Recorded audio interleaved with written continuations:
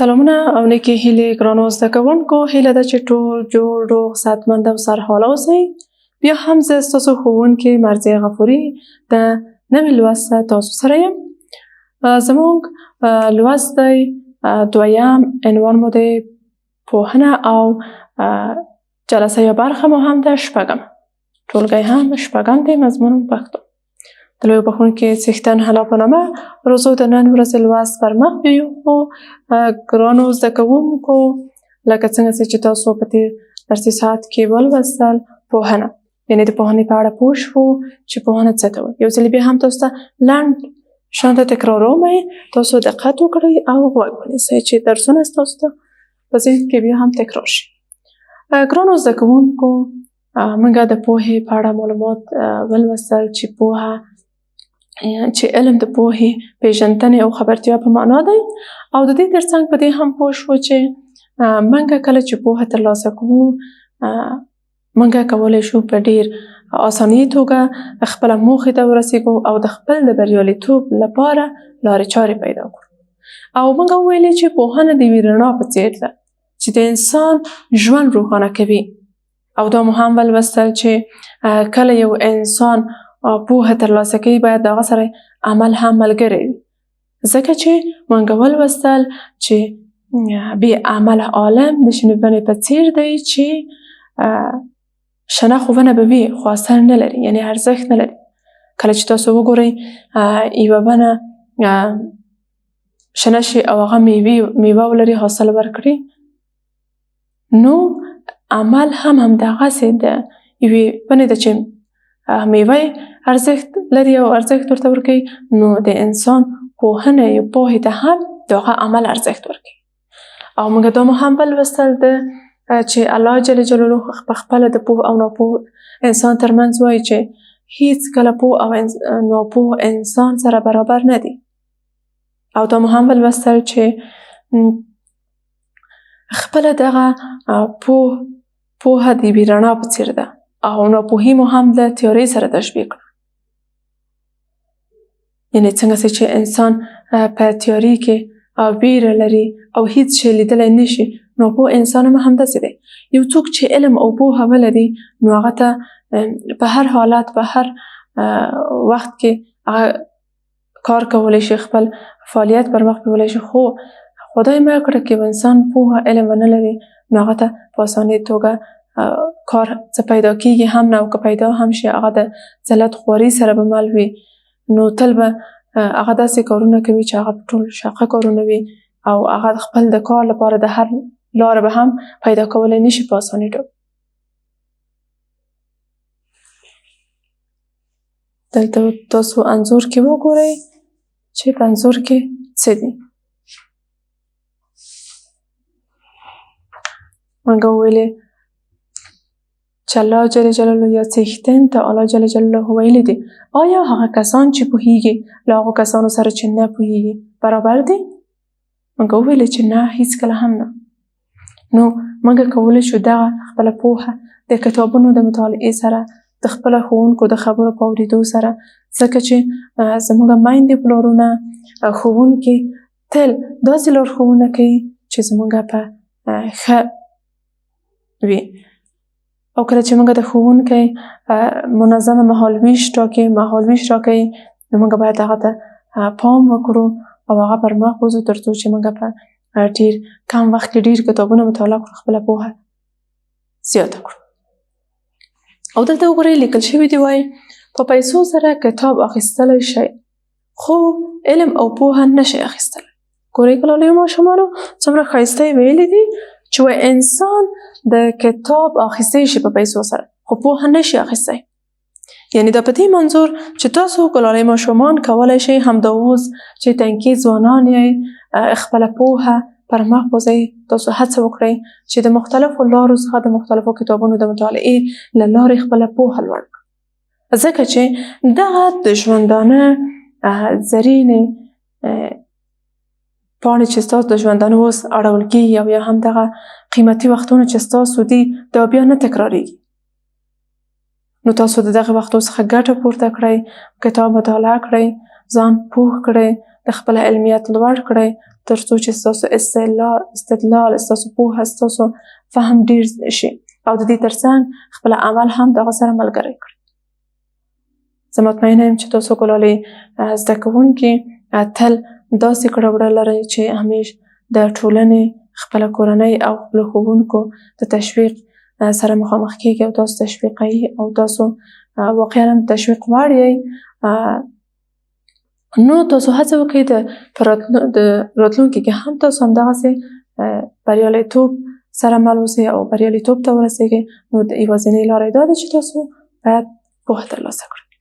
یعنی ممکن راتلونکي کې تاسو په پیسې ډېرې زیاتې وي خو تاسو کتابونه به اخیستی وشئ خو هغه موقع ستاسو نه به لاړ وي او پوهه ته به ځان رسولی نه شئ.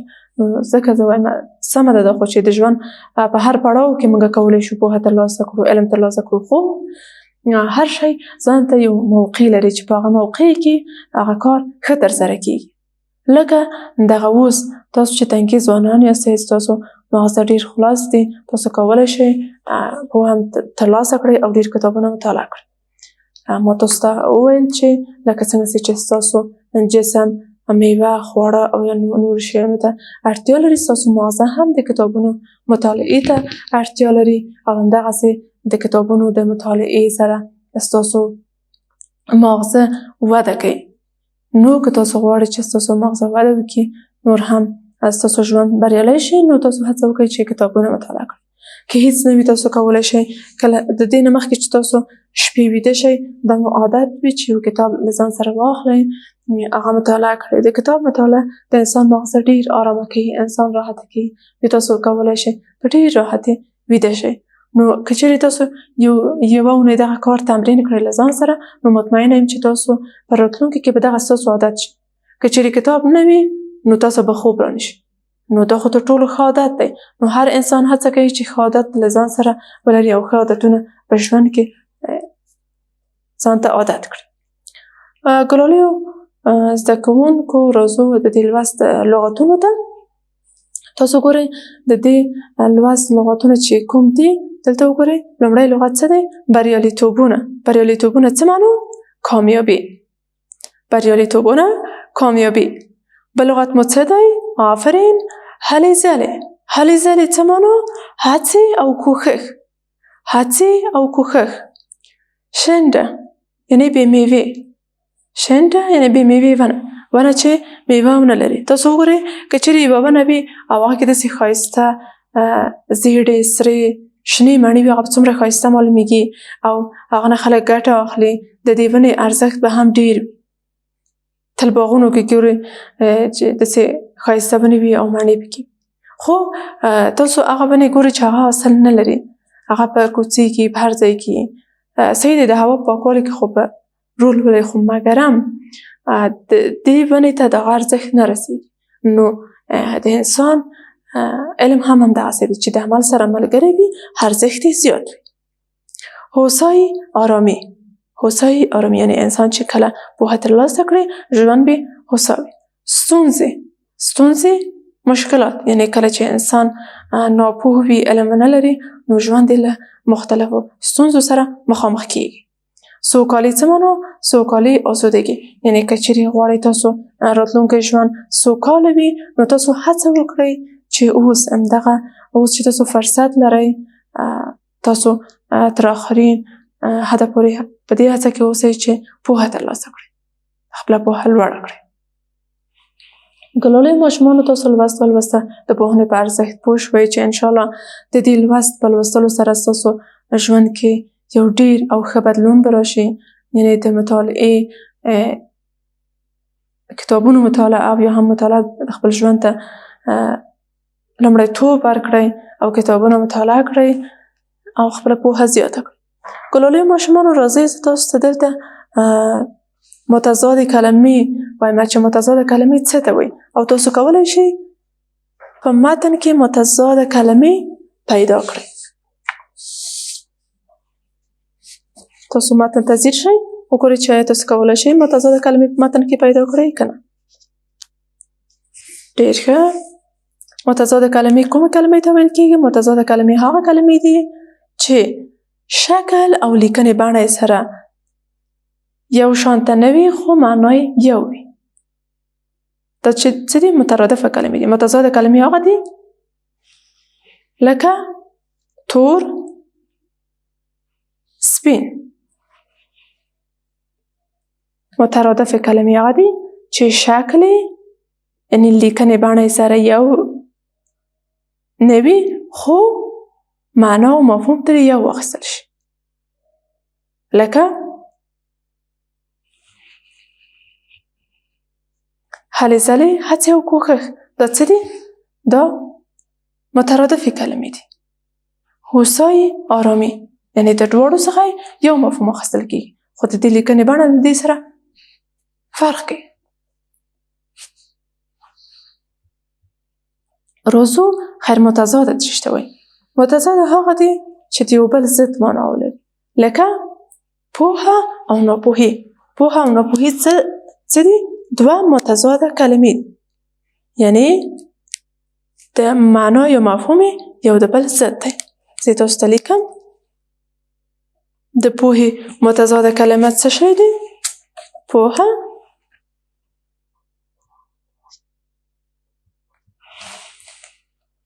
پوهه متضاده کلمه څه ده؟ ناپوه. پوهه. ګلالۍ ماشومانو، زه به بل مارکر واخلم تر څو چې تاسو ته رنګ یې لږ څه واضح ښکاره شي. دلته په انځور کې تاسو وګورئ. پوهه.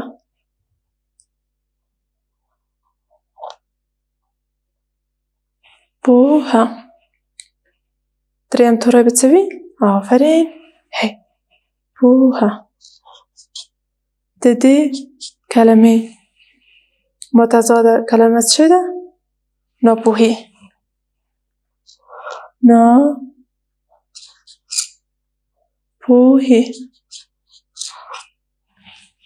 ډېر ښه. یو بله متضاده کلمه تاسو ووایئ. آفرین. رڼا. متضاده کلمه څه ده؟ تیاره. آفرین. دا مې له دې لپاره تاسو ته وویل ګرانو زده کوونکو ځکه چې زموږ په لوست کې دغسې متضادې کلمې راغلې وې. کوم وې؟ پوهه او ناپوهي، رڼا او تیاره. دا متضاده کلمې وې. ما تاسو ته مترادفې کلمې هم زده کړې. ګلالۍ ماشومانو، دا زموږ د نن ورځې لوست. ستاسو کورنۍ کار دا دی چې دغه کلمې یا لغاتونه چې دي تاسو په خپلو کتابچو کې کار وکړئ او جملې ورته جوړې کړئ. تر بیا چې ستاسو درانه چوپړ ته حاضرېږم، تاسو پاک او لوی خدای ته سپارم. الله مو مل شه. خدای پامان.